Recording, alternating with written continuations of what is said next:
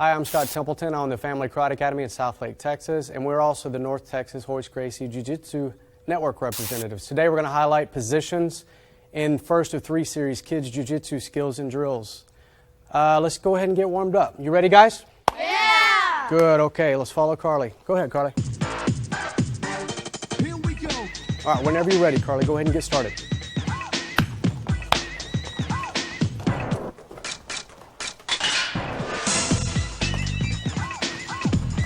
You always want to start the class with some type of warm-up. Just get creative. You can use this warm-up, use your own warm-up, but focus on agility, coordination, and flexibility.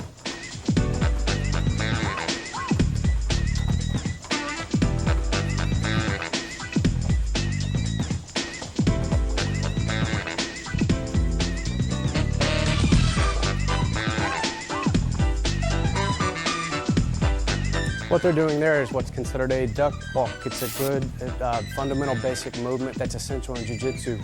Develop the quadriceps.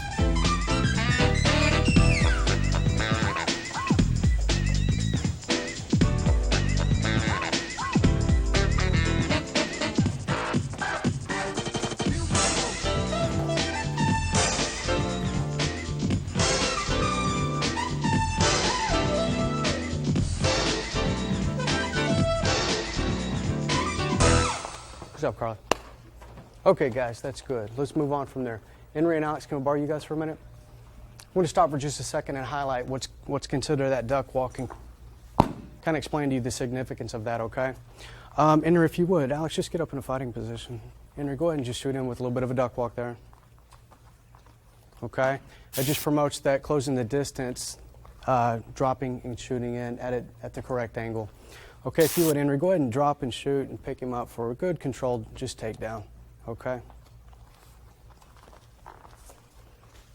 Good. And that's fundamental to the kids. If they don't develop that kind of skill, what they do is just they always inevitably come in just with the tackle. And it's going to be difficult to close the distance to go into the grappling range. Let's go ahead and go into some positions. Here we go.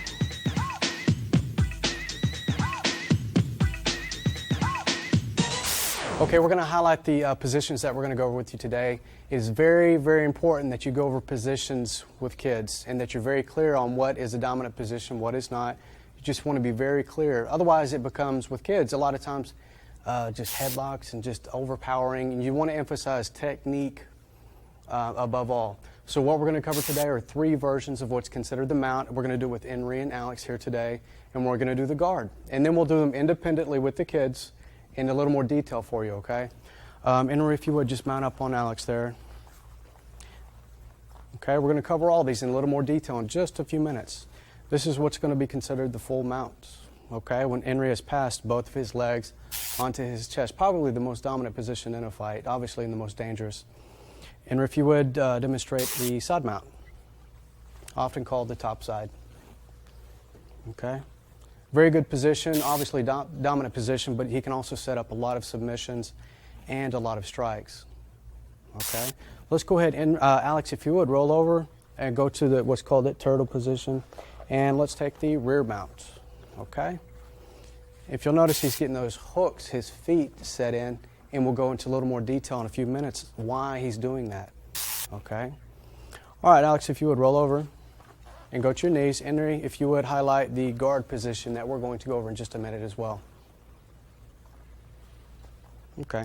One of the reasons we do this is because if you're not careful, before you know it, you're calling off positions left and right, and the kids have no idea what you're talking about, and they're confused. So just be clear on what position you're talking about.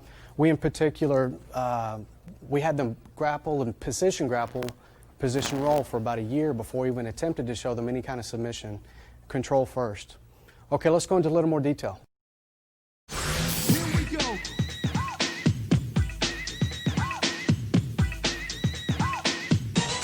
One of the best ways to start with students in general, especially beginning students that have just started with your program, is to teach them the mount position. The mount position is one of the most dominant positions in a fight or self-defense situations, especially with kids. At school, for example, when they get knocked down, one of the first things that they're going to do is just sit right on top of them. Okay, and then also in a sports situation, we'll present it. It's one of the most dominant ways to score points in a tournament situation, and they're going to need to know how to maintain it.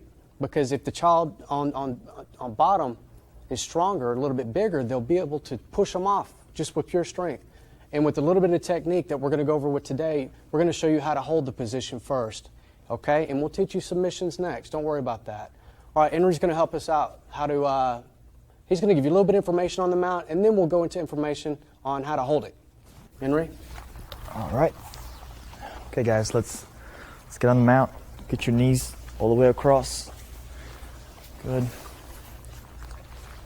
Okay, you want to squeeze your knees together. Have your feet flat on the floor. And preferably, if you can, you want your heels to go inside. Inside. Okay, or your toes. Good, so everything's real tight. Very good. Okay. The mount, you can sit down here. Okay. You can also maintain it down here. Like this. Okay, let me see it. Very good. Okay. And one of the reasons why it's important, of course, is because from here, if this was a fight, he can reach up. Okay, and he cannot hit me, but I can hit him. Okay, so that's why it's one of the most dominant positions. Okay, very good. Everybody sit up again, just like this. Good. Good.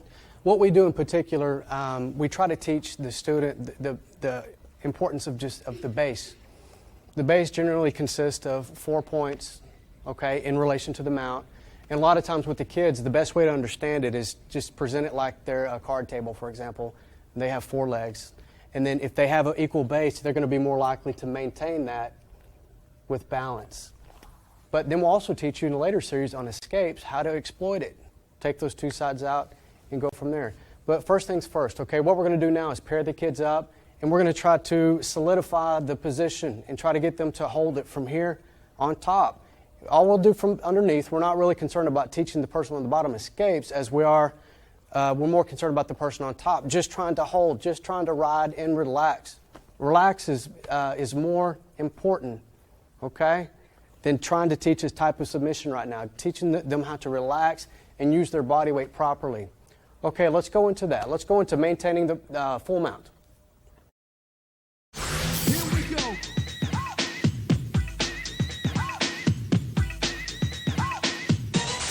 Now we're going to go ahead and go over to Henry. He's going to help us on how to maintain the mount position. Henry? All right, the very first, most common thing when somebody gets stuck down here is they'll start pushing you, trying to push you off to literally throw you off the mount. So the most important thing is watching your base and with your hands. Okay, so the people on top, on the bottom, just kind of push. The ones on top, as you're getting pushed, just watch your base. Okay, with your hands. Okay. Okay, now to prevent this, what we're going to do is we're going to take one hand, put it inside, and the second one like this. Inside, inside. Now watch what I'm doing with my shoulder. I turn it inside a little bit. So what's happening over here? Okay, inside. Okay, I want you guys to practice. Go ahead, Chris, push. Try to push them up a little bit. Just like you're swimming through.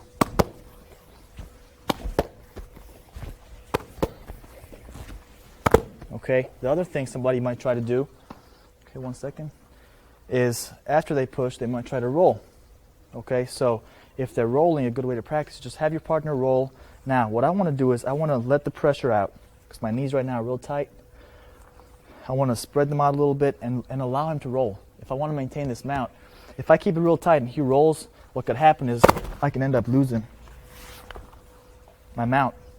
So I'll spread my knees out, I'll let him roll, watch my base, and just kind of go with him, and the other way as well. Okay, one more time.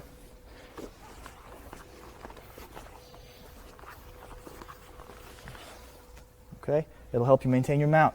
And then we can put those together. So he can push, I can go here, he can roll. I should be able to defend against this.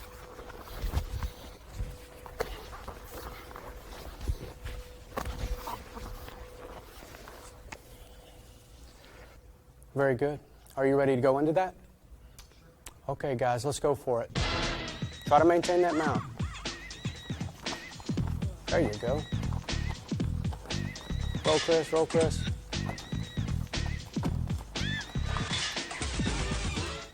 That's pretty much the essence of jiu-jitsu. Let them do the work. And when they make a mistake, then you capitalize on it, and we'll teach them submissions later. Whoa, there you go. Not only are these fun drills for the kids, but obviously it's good for conditioning. Good basic strength conditioning drills for the kids. And just be appropriate on the capabilities of the particular child. Don't have them do this forever, then expect them to be on top of their game for the whole class, okay? So just be realistic. Okay, guys, let's stop from there. Let's move on to the side mount. Here we go.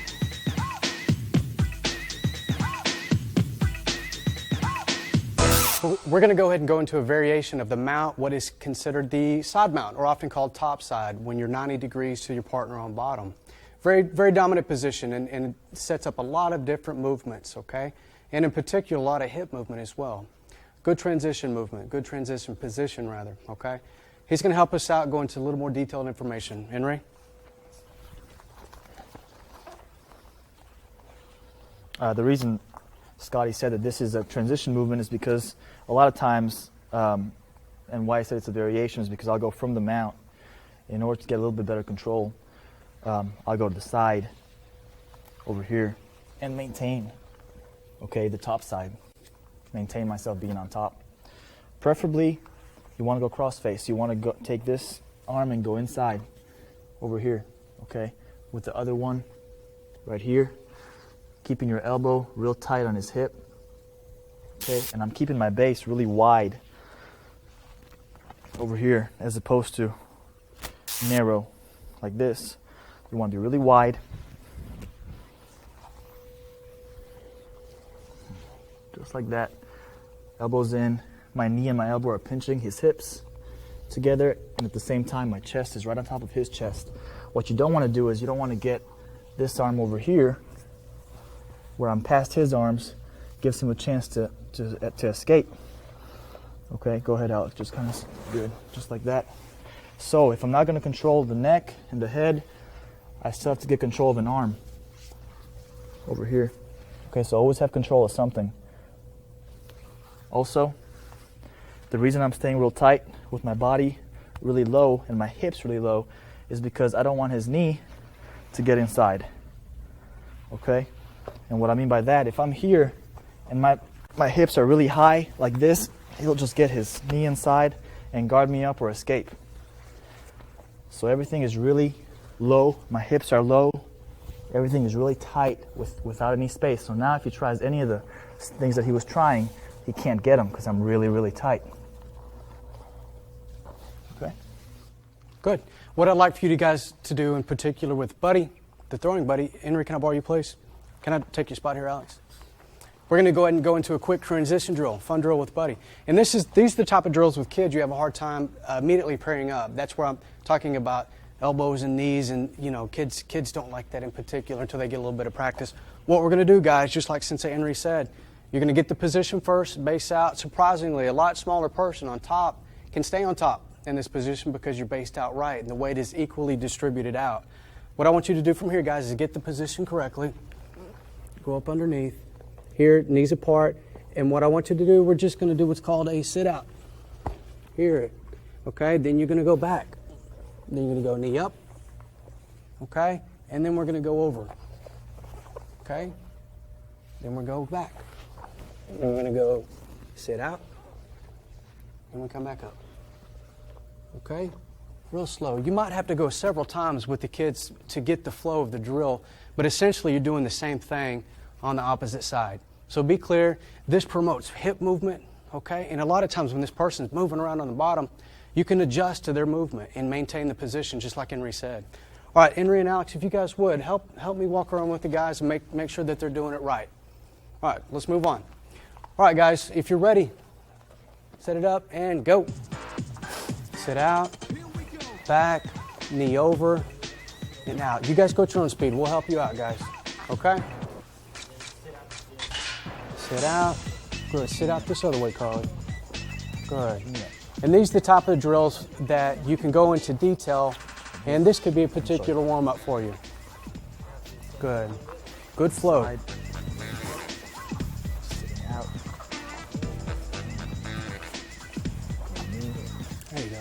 You guys keep going. Once you get the position, speed it up a little bit.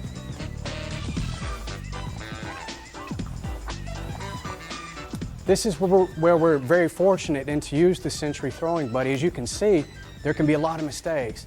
And just very quickly and unnecessarily, you could get a bloody nose, get a black eye on just a fun drill that you're trying to do. And that's what's so beneficial about this type of throwing buddy. All right, guys, keep going.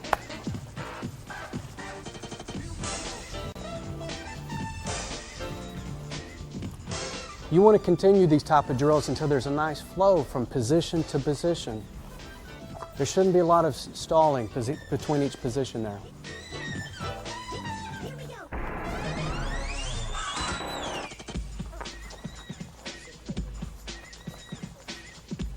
Okay, guys, that's good. As you can see, it's pretty self-explanatory what they're trying to do, but you can speed it up and then you pair them up and have them do it with partners and just make sure that they're careful. Let's move on to the rear mount. Here we go.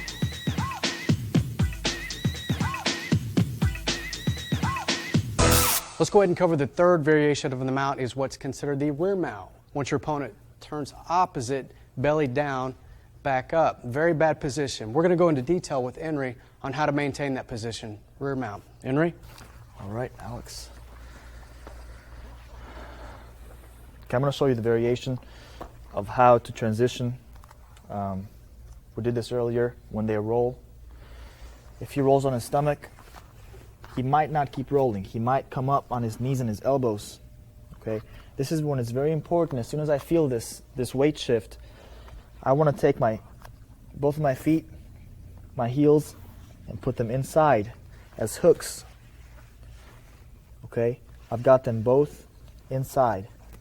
Okay, also, it's very important that I hook inside and preferably control one arm. Control one arm. What will happen is, if I do not get my hooks in, if he bucks up, I'm going to roll off. So the hooks are very, very, very important.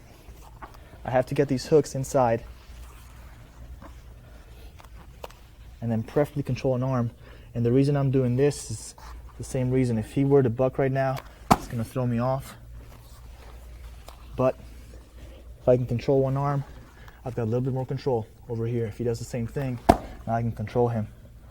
Okay? At the same time, if I get an arm, I can stretch him out just by pushing my feet out like this. And now if you notice, his feet are off the ground and he's in a very, very bad position. I've got control of his arm. It's a good position for me because here I can strike. Okay? He can't. Also later on, we'll show you submissions, what to do from here. Good. All right, guys, if you'll notice with the Century Throwing Buddy, it looks the same on both sides, but you just make sure and be clear with the student or the child that it is the full rear mount that you're talking about in particular. We're going to do one drill to promote getting the hooks in and maintaining that position, and we're going to go from there. Without the buddy, we're going to do it with live partners. So if you guys would, just move the pad over for a second. Good. Move the pads over for a second. And guys, Henry and Alex, if you would, help me get one partner in the turtle position. Okay? Kind of when they're balled up. Just elbows in, knees in together. And Carly, just go like this if you would. Just have your partner or go like this, kind of like this. Henry, can I borrow you for a second? Good. And then James, what you and Nick in particular will do, and you notice you have to be very clear with the kids, okay, or they'll be confused. You've got to be very clear on the position, the objective, or they won't learn. They won't learn. Go ahead and go down, Henry, if you would. What you guys are going to do, leave enough space to get the hooks in. If he's like this, it's not going to work. You've got to cooperate with your partner, okay, to get this stuff done right. So when he's here, what I have the kids do, you can start on the side, you can start on the back, but have them, if they're wearing gis, for example, have them put the knot of the belt right in their back. And we're just going to promote hip movement front to get the rear mount. We're going to move around, and try to get that hook in. Okay, just move around a little bit, spin. okay? And what's going to happen as soon as they get on there, a lot of them are just going to fall right off. Tell them to get right back up. This is where you can kind of turn it into a fun drill with the kids. You can get one hook in, for example. You can start to show them how to spin around, okay? But up to you. Use your judgment on how creative to get with this drill. Just start off real careful that you're not swinging knees around, hitting here. We sometimes in the class will call it airplane type movement, where you're in here and you're spinning. Boom. Okay? That's what we're going to do, guys, for just a couple of minutes. Just a couple of minutes. All right, get on your partner. And Henry and Alex, this is where it's good to have help. Okay, make sure that the kids are doing it right. Have them spin around with the objective of getting a hook in. Okay, go for it. Good, good. You can keep spinning, keep spinning.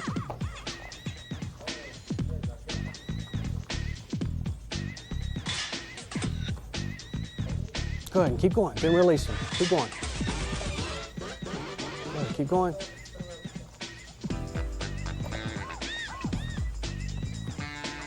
Good, keep going, Nick. It's a very good coordination drill. Very good coordination drill. Okay, stop. Okay, obviously you can see what we're trying to do there, but stay there if you would. Henry and Alex, can I borrow you, please? Alex, go down if you would. Now, once they get it, okay, you can do that, but now the person on the bottom, once they feel the weight, it is distributed one side dominantly over the other. I want the person on the bottom, without the hooks, just start to kind of set up the spin. The person on the bottom can kind of buck them off to let them know that their weight is not centered. Okay, go for it, Henry. Spin around just a little bit. And when Alex feels his weight is not right, and it's good for the person on the bottom too, begin to feel that, train off the sense of feel. Go ahead. Buck out of there, Alex, when you get a chance. Good, keep going. Okay? And what will happen, see, Alex has a pretty good sense of feel of weight, okay? They'll begin to train off sense of feel, which is essential in jiu-jitsu. Okay, you guys got that? Good. We're going to go ahead and go into one more drill using the rear mount. And also with the kids, they're going to go and demonstrate, but with the kids, we're going to use the throwing buddy. Very good, valuable drill from the rear mount. Henry, he'll go ahead and explain. Go ahead. Okay. One very common thing that happens when you take somebody's back is they'll start rolling. So when he rolls, keep those hooks inside. Okay? Keep them inside. Don't do this. Keep them in. And again, I'm controlling at least one arm. Okay? If not both. All right? But at least one arm over here. Now, I can also roll him back over, okay, to this position. All right, he can roll me back. But the important thing here is that the kids get used to keeping these hooks inside and not letting them out. Okay, because obviously he can jump over and escape. Go ahead, Alex. Okay, he can escape your rear mount. Okay, and the kids are going to demonstrate how they do that with the buddy. Very good. Let's go, guys. Here we go. Let's go.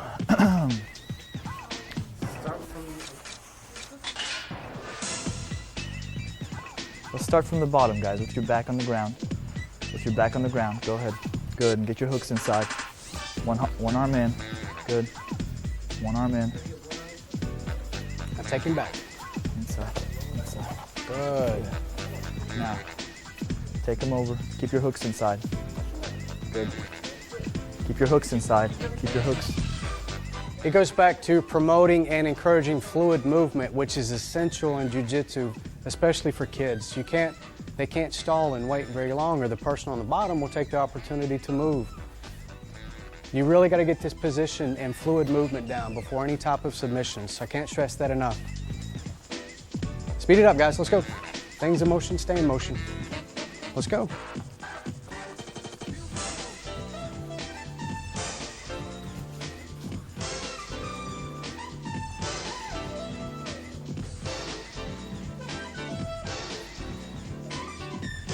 And again, also that's the valuable part of having these Century throwing buddies. As you can see, some of these kids would just be crushed up underneath trying to drill like this. So it's a very, very valuable tool to have. Okay, guys, let's move on to the guard. Here we go.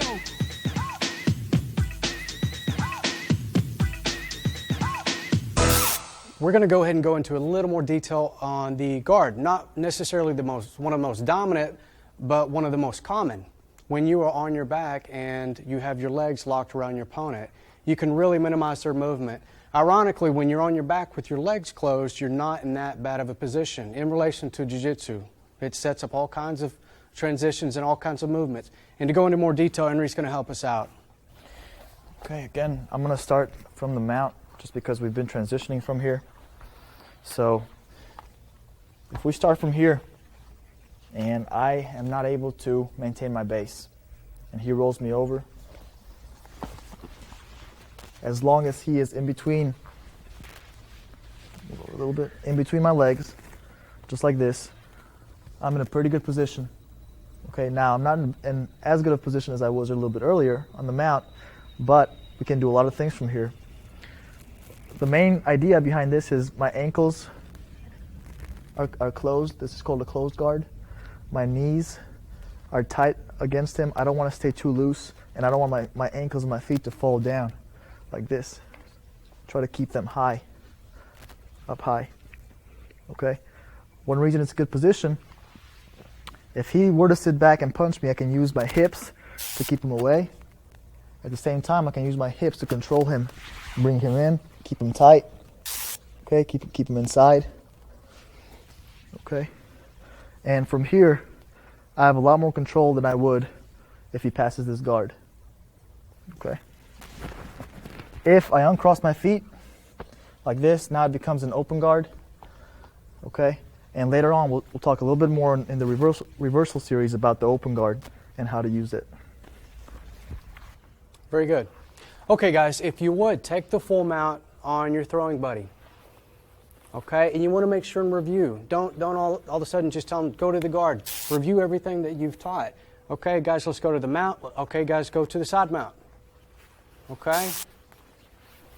Good. Okay, transition back to the full mount. Okay, lock him up and roll him over into your guard. Let's all go together. Guard him up. Good. Lock him up. Lock him up. Okay, and go back. Go back. Good. Good. Now, come on, Nick, roll with him. There you go. Good. Okay, one more time. Ready? Guard him up. Very good. Okay, go back. Guard him up. Go back. Good. Okay, Alex, can I borrow you for a minute? And you know that you're welcome to do whatever you want with that, but we're just kind of trying to address the correct position of the guard. You can do all types of drills. Again, be creative in your drills. Alex, if you would go to your guard from your back.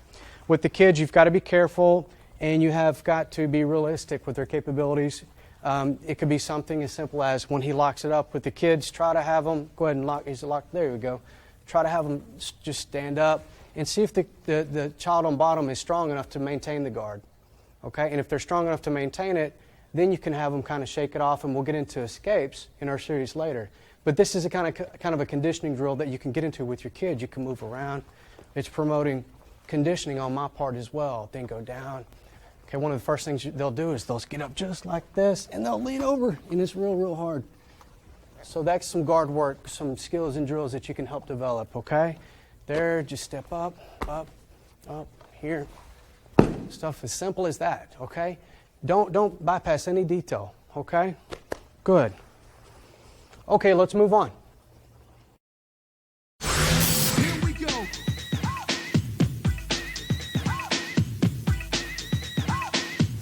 Let's go ahead and see if we can get to these positions, okay? We'll do a drill called Randori, freestyle free practice.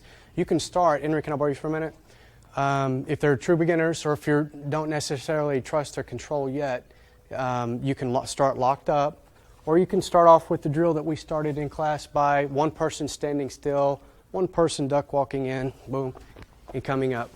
But what we're looking for is control. Control is of essence. What we're looking to do is to get your partner down on the ground one way or another, okay, with maybe a throw or a controlled sweep. But once you get them down, don't let them go into full grappling yet. Make them search and find a position that you've gone over, that we've gone over with you in this series. And to maintain that position for 3 or 4 seconds, how to hold it like Henry has showed us today, and then let them get up. That's the beginning of grappling, okay? Henry's going to help us out today with Alex. Show us how to do this. Basically, this is a good chance for your students to work your takedowns like a hip throw. If I were to take Alex down real quick with a hip throw, from here, instead of letting them go, I'll solidify a position. Count to 3. 1, 2, 3. Get back up. And start again. And maybe Alex will get a hip throw on me. The same thing. Start again. And it doesn't have to be just hip throws. And again, this is not choreographed. You just let them like they're sparring. Okay, but without striking. Maybe I'll shoot in. Take him down. Okay, if he guards me up, count to 3. Okay, we'll start over. If I can pass the guard, okay, mount him. Count to 3. Start over. Okay, so we're going to let the kids demonstrate. Very good. And obviously one of the reasons we do this is because evidently we have not showed escapes or reversals or submissions. All we have shown is positions. And if all you have shown with your students is positions, then just let them position grapple.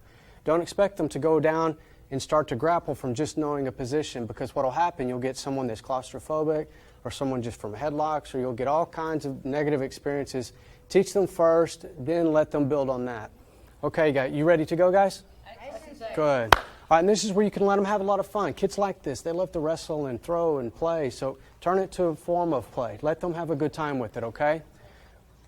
All you need to emphasize is control, respect. Let's go, guys. Lock up. Take him down, Nick. Get your position. 1, 2, 3. Up. Keep going. The good thing about this, in tournament format, these kids are searching for these positions. This is what scores points in a tournament format.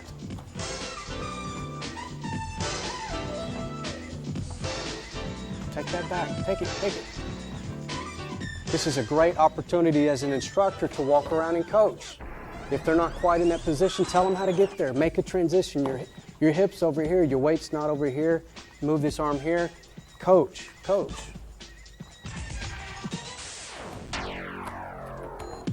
Come on, Nick, don't just fall down, buddy.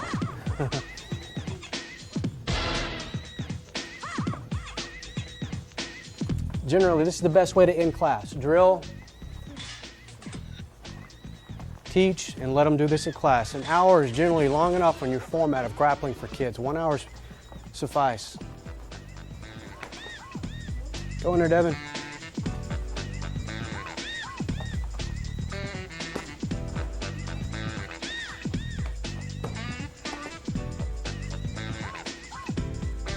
Let's go. Let's go.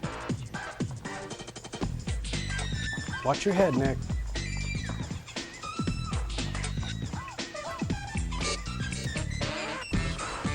Very good. Okay, stop. Very good, guys. Very good. Okay, we've covered several different positions with you today. We've covered 3 variations of the mount: the full mount, the side mount, and the rear mount, and we also covered the guard. And we finished up with the little randori. In our next series, we're going to show you how to escape from these positions when you get stuck. I hope you check it out.